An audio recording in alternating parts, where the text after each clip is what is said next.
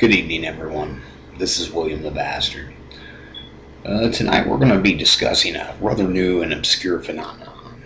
The phenomenon of monitorization of the private civilians of the United States of America. Now, we've all heard of drones and, of course, weather drones, even spy drones. We even had drones drop the bomb that killed Osama bin Laden, supposedly.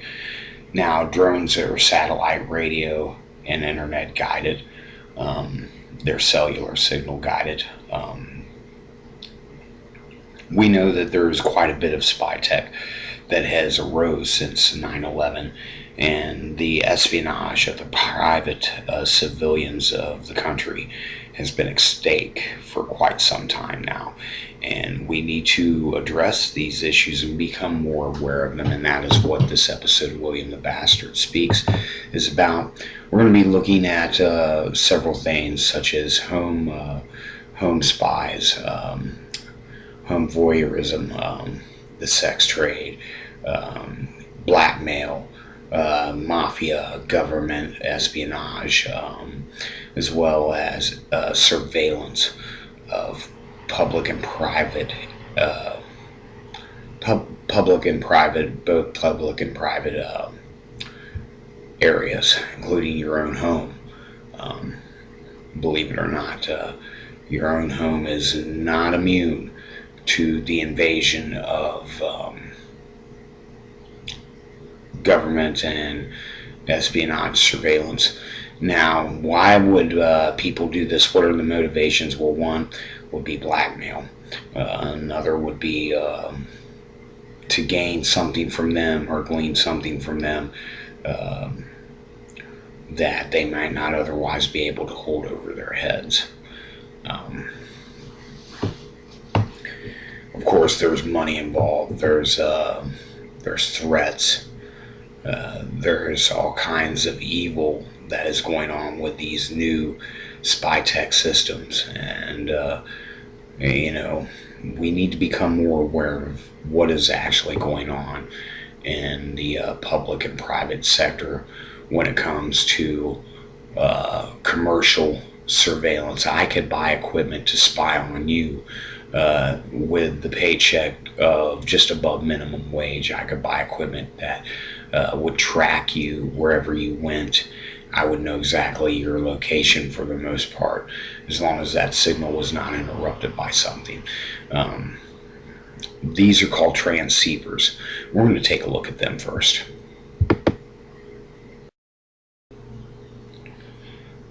Hello, folks. I'm here today to talk about espionage, hidden technology, and surveillance, voyeurism, exploiting people's homes, and transceivers.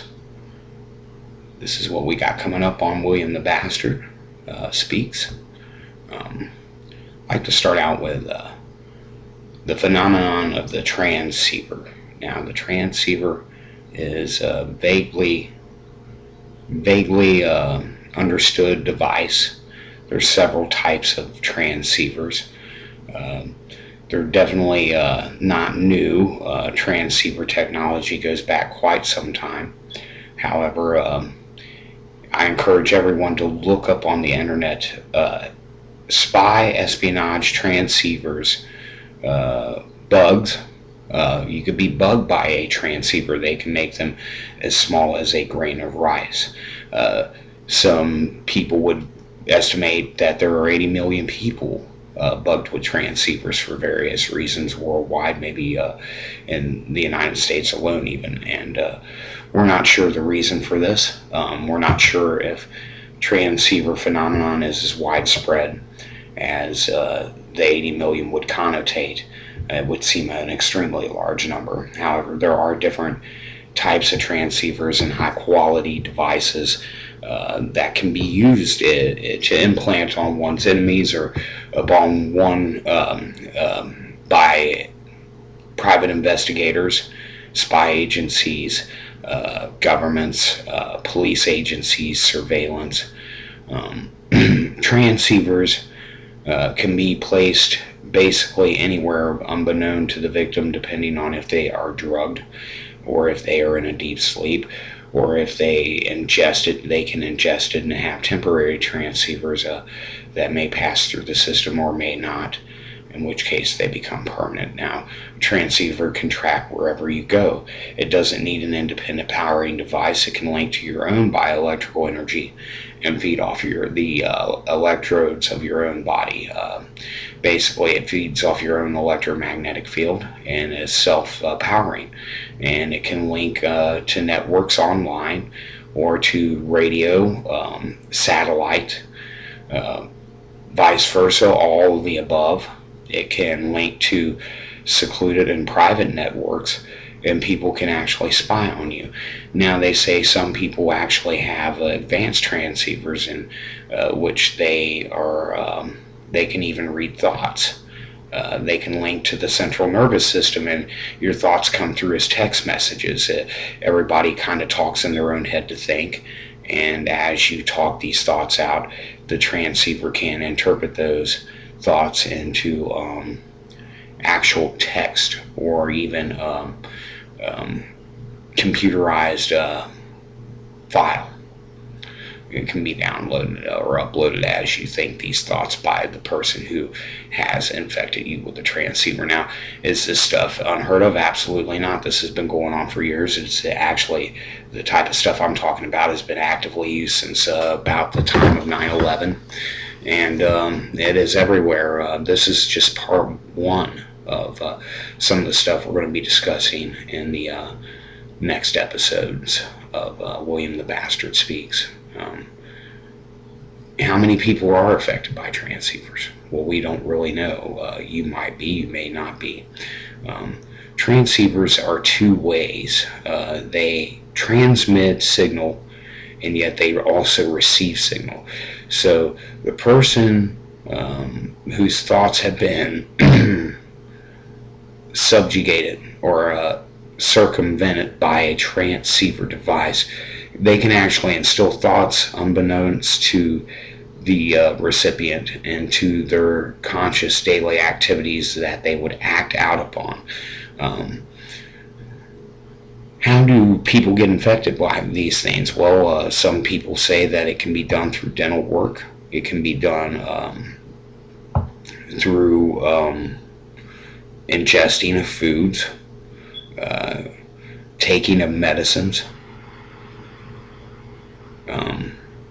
There's several ways that one could be implanted by a transceiver. Now, there is also other more advanced transceivers that might link to what are called iCams. I recommend everybody look up transceivers and iCams online. I'm trying to spread the word about these things, whether how valid, how much validity these things have or not, and how commonplace this is. I am in the dark about most of this stuff. I do understand that some of this has to do with the new iPod, iPhone, Android technologies, and other phones that link to certain phone networks. There are private networks. There's government-based, there's mafia, there's sex trade, there's all kinds of stuff that goes on in the underworld, and these people use very cheap technology obtainable on the internet. You can look it up, and you can purchase transceivers and other devices, other spy equipment just like them, for a very low price. The price one could afford on a normal budget of a regular paycheck, just above minimum wage. You should be able to afford a transceiver and transceiver technology. You can get, you could even implant these on your enemies. There's law in California standing right now on the books that someone was harassed by transceiver technology to the point they went insane, and actually they were able to sue the person. And this new law was put into place because it had become so common a trend. I'm looking to spread the word on transceivers and learn more about them myself. Please email me, Facebook me, Look me up on Facebook, friends request me if you can. I am looking to learn as much about this technology as possible. I find it fascinating. Also, eye cams, contact lens, perhaps permanent contact lens that can be laid over the eyes and linked to the bioelectrical powerings of small transceivers. As far out as these things sound, they're very real. I encourage everybody to look them up online and learn as much as they can about them. If you think you are the victim or recipient of a device such as a transceiver, don't be afraid to shout out, let people know. Let's learn about this technology. Obviously, a lot of young people are into it. A lot of people privy to networks and spy equipment are into this sort of thing, these tracking devices. Let's get the word out and learn as much about these instruments as we can, so there aren't confusions and people aren't paranoid and people aren't scared as to how far their privacy and their private lives may have been penetrated by such said devices. Let's learn how deeply these things are running through and how rapid they are throughout our private society, and to what degree they are violating that privacy, the civil privacy of people in their own homes. There's other topics we're going to be discussing, such as home surveillance, public surveillance, street surveillance, surveillance in private areas of public places, which is very very controversial. And no doubt, of course, the scanners on airplanes is a whole nother issue. Being able to view people in their entire more or less nakedness. Is this a civil encroachment that we should overthrow? Is this a civil encroachment we really need to stay safe? And to what limitations can we bring this technology? This technology in a private way of thinking should not exist. I mean, the respect of one's private citizenship is the utmost sacred liberty to our nation, and once that has been violated, everything else is pretty much heading out the window. Now, as you can see, if I can get online and I can purchase the equipment to violate your privacy, maybe unbeknown to you, maybe even by other means outside of transceivers. They have wire cams that can go all through places, get through nicks, crannies all over the place. They have even flying cams now, the government. So let's fight to expose this invasion of privacy, and keep each other aware of how sacred your privacy is, how you certainly wouldn't want people viewing your family in your home. You certainly wouldn't want that happening. You certainly wouldn't want people viewing you in the privacy of your own motor vehicle. True, there are reasons to survey certain people that are extremely dangerous, that are warlike and have intentions to harm others.